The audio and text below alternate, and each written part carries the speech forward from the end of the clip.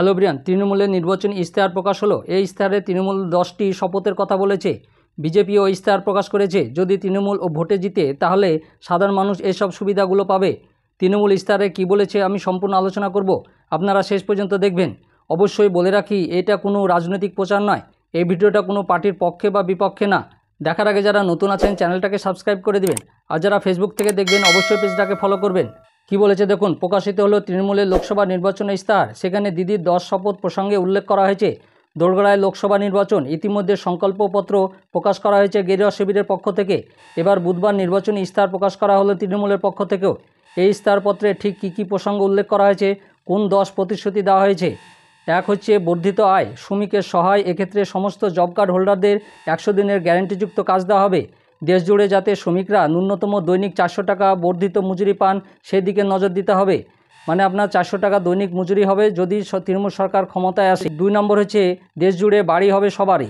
এক্ষেত্রে দেশের সমস্ত গরিব মানুষের মাথার উপর ছাদ নিশ্চিত করা হয়েছে, সকলকে নিরাপদ এবং পাকা বাড়ি দেওয়া হবে। 3 নম্বর হচ্ছে জ্বালানির জ্বালা কমবে, দেশের জ্বালা ঘুচবে। এক্ষেত্রে দেশের প্রতিটি বিপিএল পরিবারকে বছরে 10টি করে রান্নার গ্যাস সিলিন্ডার দেওয়া হবে সম্পূর্ণ বিনামূল্যে। এর ফলে তারা পরিশোধিত রান্নার জ্বালানি পেতে পারবে। পরিবেশ বান্ধব রন্ধনের অভ্যাস যাতে আরও বাড়ানো যায় সেই জন্য এই উদ্যোগ।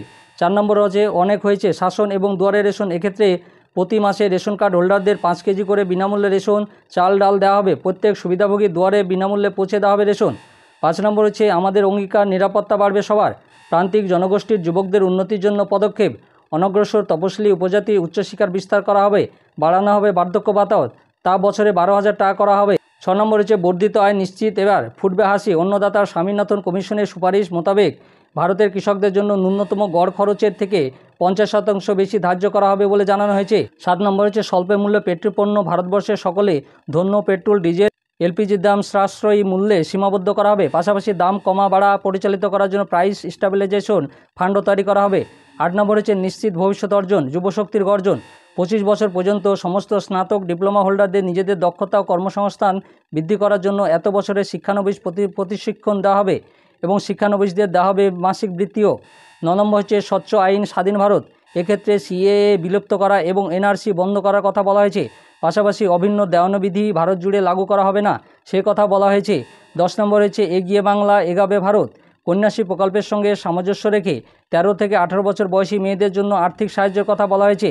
আয়ুষ্মান ভারতের বদলে একটি উন্নত স্বাস্থ্য বিমার কথা বলা হয়েছে, যা 10 লাখের বিমা সুবিধা দেওয়া হবে। এটা একমাত্র তৃণমূল ক্ষমতায় আসলে ইশতেহারটা কার্যকর হবে। আমি আপনাদের দেখাবো নেক্সট ভিডিওতে বিজেপি ক্ষমতায় এলে কী করবে এবং তাদের ইশতেহার। আর আমার এই ভিডিওটা ভালো লাগলে লাইক এবং শেয়ার করে দিবেন, আর যারা নতুন আছেন চ্যানেলটাকে সাবস্ক্রাইব করে দিবেন, আর পাশে থাকা বেল আইকনে ক্লিক করে দিবেন যাতে এ সংক্রান্ত আরও ভিডিও আপনি প্রথমেই পেয়ে যান। আর যারা ফেসবুক থেকে দেখবেন অবশ্যই পেজটাকে ফলো করবেন। ধন্যবাদ।